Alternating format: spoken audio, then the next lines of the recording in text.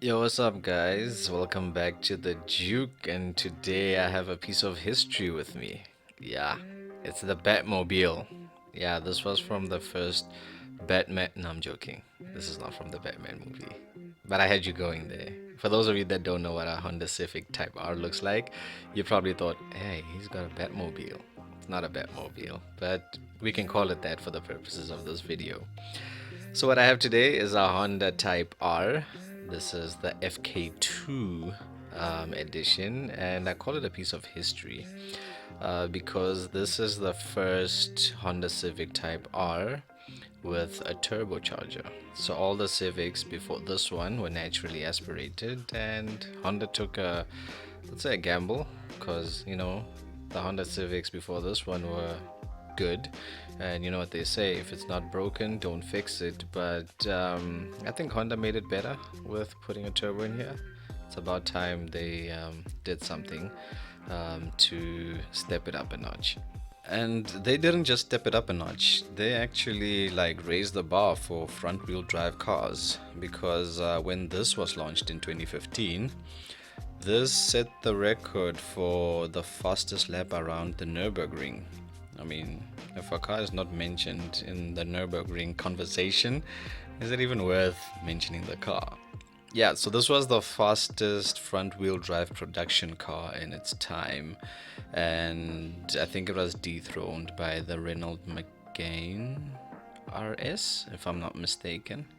And speaking of dethroned, don't forget to hit that like, subscribe, and notification bell so you can subscribe to my little throne here that I'm trying to grow. Yeah, you did that? Okay, let's get moving. The Type R comes with 19-inch mags all around, and it comes with 320 millimeter brake discs in front, ventilated brake discs in front, with a bright red Brembo caliper there. It looks really nice, I think. And the rear has 296 millimeter disc. One thing you will note is that we have flared like panels in the front of the car and no flared panels at the rear. That's because the front wheel track is slightly wider than the rear. This contributes quite a lot to the handling, as this is a track focused car, don't you forget. And you will be seeing a lot of like track focused stuff as we go through detailing this car. The rear of the Honda Civic Type-R looks really nice in my opinion. I mean, apart from that huge spoiler, there is those four exhaust pipes that really add to the theatrics and the drama of this car's appearance.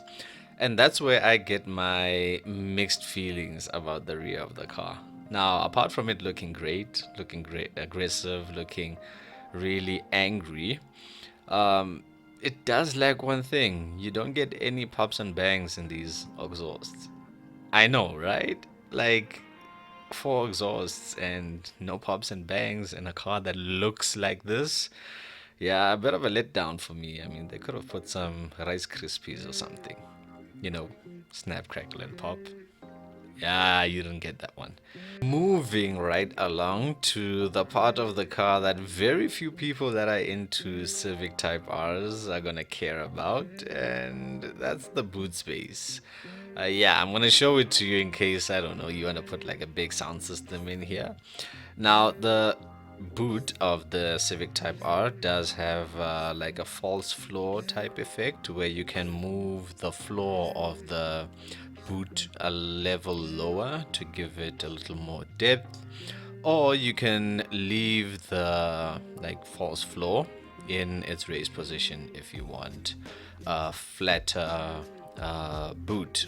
Yeah, I don't think anyone buys a Honda Civic Type R for its boot space, but for those of you who are just a little more curious than your typical Type R enthusiast, yeah, this is the boot of the Type R. You even have a little prop there in case you're not putting speakers in there. Maybe, I don't know, your child's suitcase, as we have there, just for context on the size of the boot. Now, before you skip to the next video, because you're not really tuned into this video for the boot space, we'll move along from the boot For the 99% of people that don't buy a Type R for its boot space, I present to you the engine. This is a 2-liter turbocharged 4-cylinder petrol engine.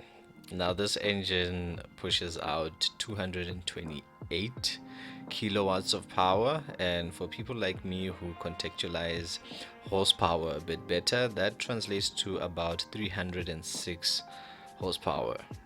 Yeah, I contextualize horsepower a little bit better. Now, this engine delivers its power to the front wheels via a 6-speed manual gearbox.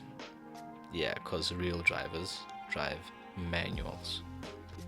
Now, for what this car lacks in pops and bangs, it sure does make up in a lot of turbo whoosh. Not sure if that's a correct term for it, but you know that sneezing sound that turbos make when you change the gears, and also it has a little bit of a whistle. Yeah, I think it's a turbo whoosh. I'll call it a turbo whoosh. Yeah, so what it doesn't have in pops and bangs, it's got turbo whoosh. So if you like your car with a little bit of flu, this car's for you. Hey, that rhymes. Mixtape coming soon, guys. The aggressively sportiness doesn't just end with the exterior of this car.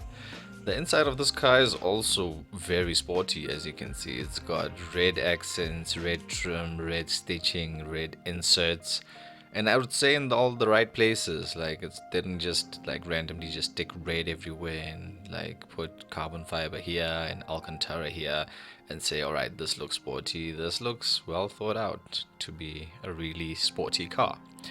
And also, for those of you that didn't know, you see the bucket seats, the holes by the headrest. Yeah, that's where you would install your racing harness if you want to install a racing harness in this car. I bet you didn't know that.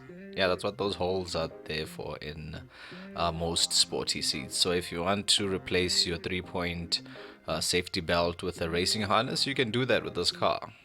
Like I said, guys, it's a track focused car. Like, if you want to replace your 3-point seat belt with a harness, you can do that. They've made provision for it. See, you're learning things on this channel. That's why you must subscribe. You learn things here. When it comes to the rear seats, I think the design team took it easy here.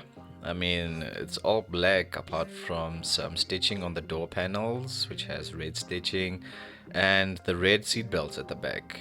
I think they figured your rear passengers would be like too scared to appreciate any of the design put back here by the crazy lap times you're doing or something.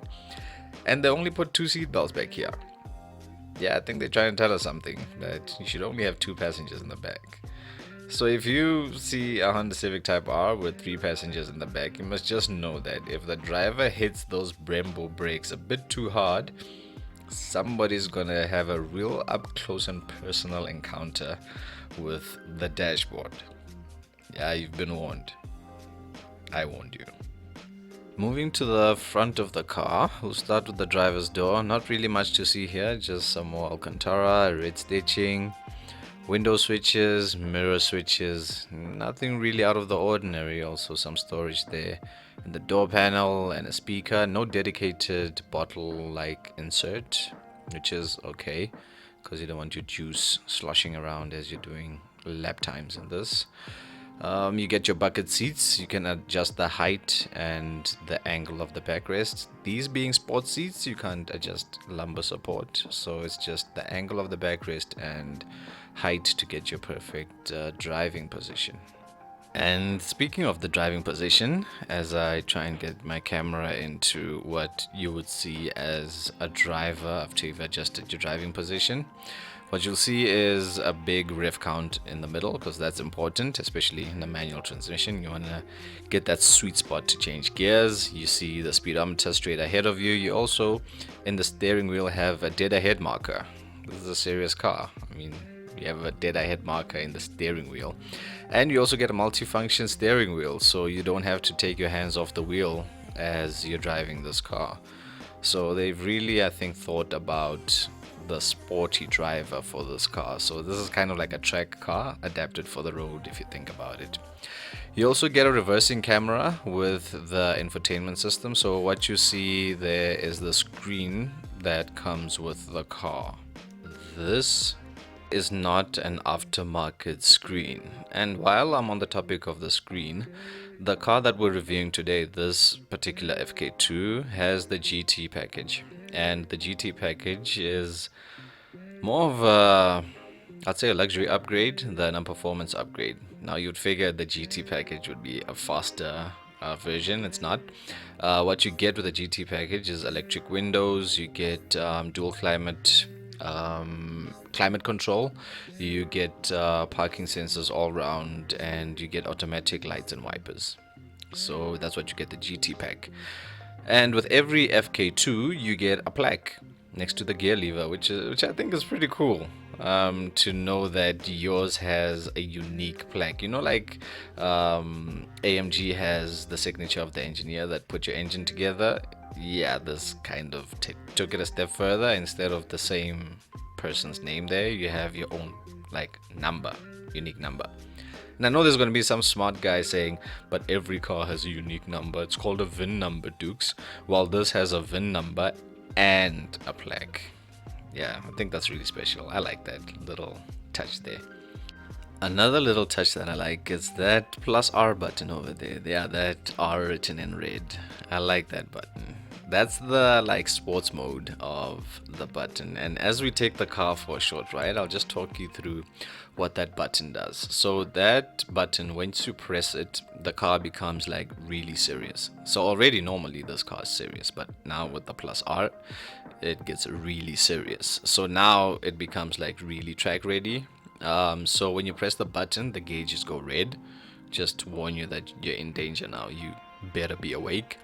So the gauges go red, and to the left of the speed, to the speedometer there, you get some metrics. So that's your acceleration pressure, your braking pressure. That's like how hard you're accelerating, how hard you're braking. You also get a G meter, so you see how much G force you're throwing around as you're making tight turns on the track. Please keep the tight turns on the track. I know 90% of these cars will not see the track, but yeah, for the purposes of this video, I'll just say throwing this car around curves on a track.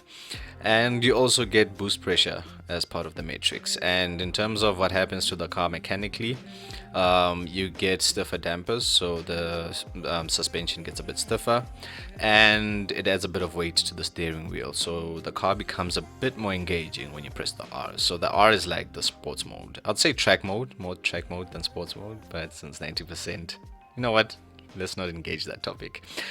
Anyways, we've reached the end of the video, guys. I hope you've enjoyed it. I think it's a special car.